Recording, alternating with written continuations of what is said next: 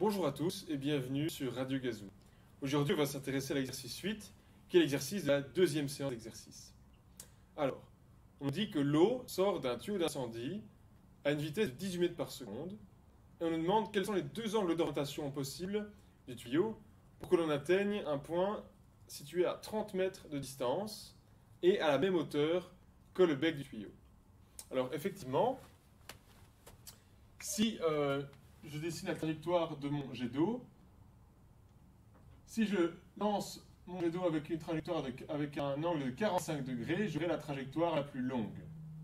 Mais je peux aussi choisir de lancer mon jet d'eau avec une trajectoire d'un angle inférieur à 45 degrés, et j'aurai un tir plus rasant qui ira moins loin, ou avec un tir avec un angle supérieur à 45 degrés, c'est ce qu'on appelle un tir en lobe, qui ira plus haut et qui ira à la même distance que mon petit angle. Et on me dit que la vitesse, le module de la vitesse ici, V0, est égal à 18 mètres par seconde. Je sais que la distance, L, égale 30 mètres. Alors, l'étape suivante, c'est de situer dans la matière où est-ce qu'on en est. Eh bien, on me parle de vitesse initiale et d'angle de projection. Je suis donc raisonnablement dans la partie MRU, MRUA. Et donc, je peux me souvenir de mes équations de base qui me serviront tout au long de mon exercice. Une fois que j'ai écrit mes formules, eh bien, je m'intéresse précisément à ce qu'on me demande. Donc, on me demande les deux angles possibles. Donc, ça veut dire que je vais chercher un angle. L'angle θ de ma vitesse initiale.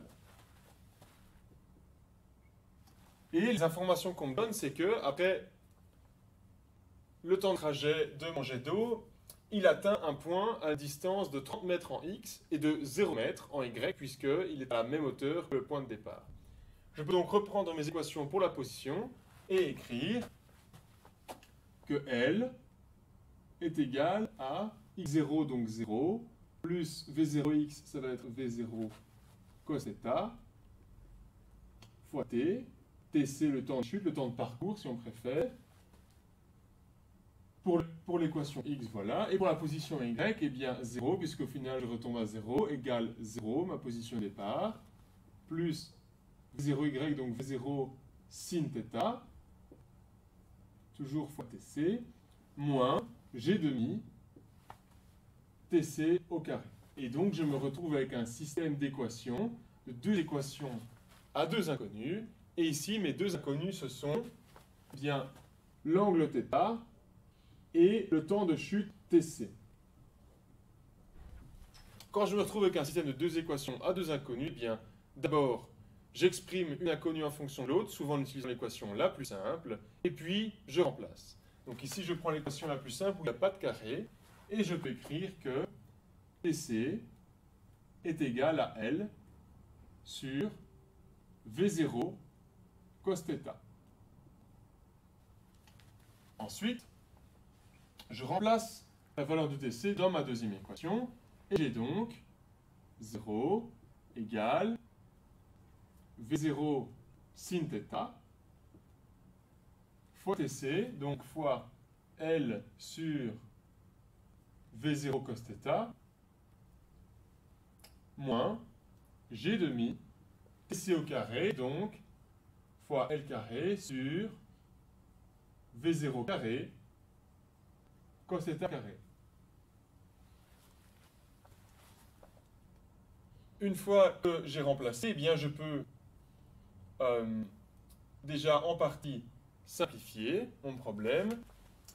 Je sais que chaque terme ici contient un L, je peux donc supprimer mes L, je supprime le carré, et chaque terme est divisé, multiplié en dessous par V0 cos θ. Je peux donc simplifier puisque je suis égal à 0. Simplifie, je débarrasse des carrés.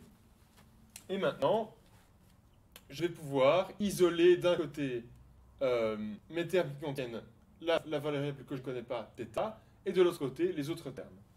Si je fais ça avec des manipulations en algèbre, eh bien, je me retrouve avec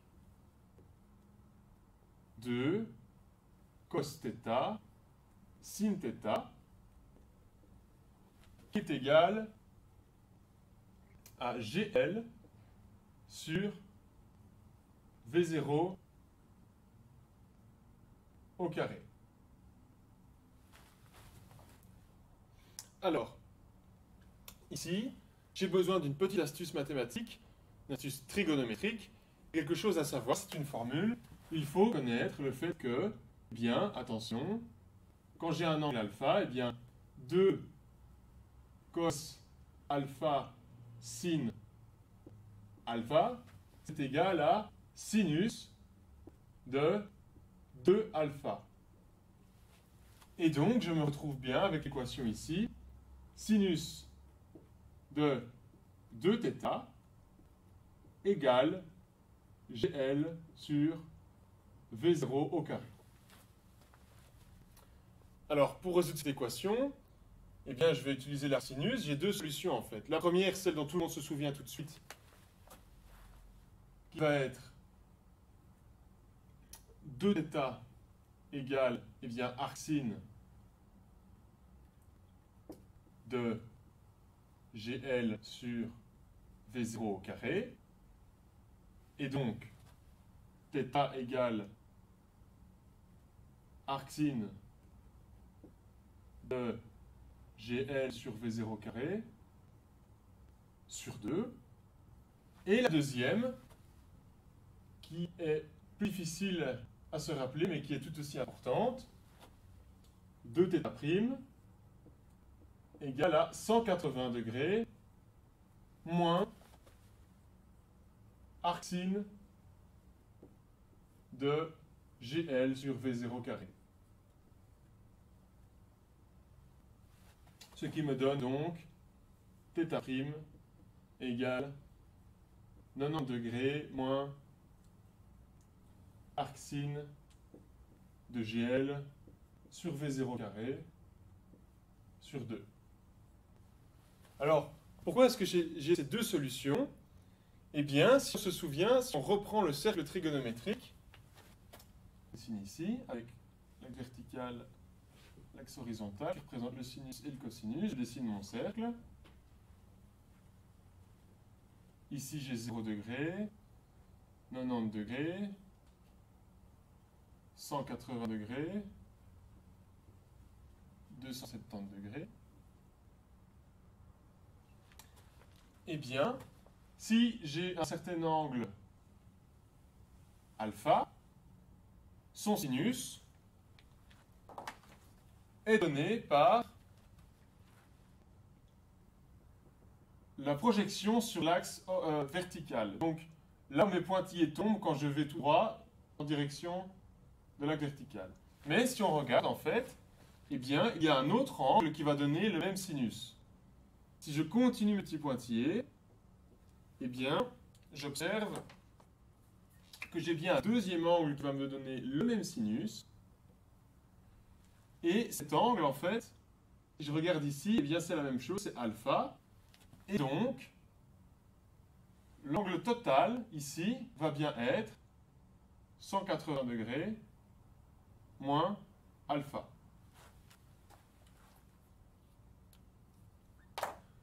Au final, une fois que j'effectue le calcul, j'obtiens les deux valeurs ici de 34 degrés en arrondissant et 56 degrés. Et ces deux valeurs correspondent 34 degrés à mon tir rasant, à mon angle plus petit, comme sur mon dessin ici,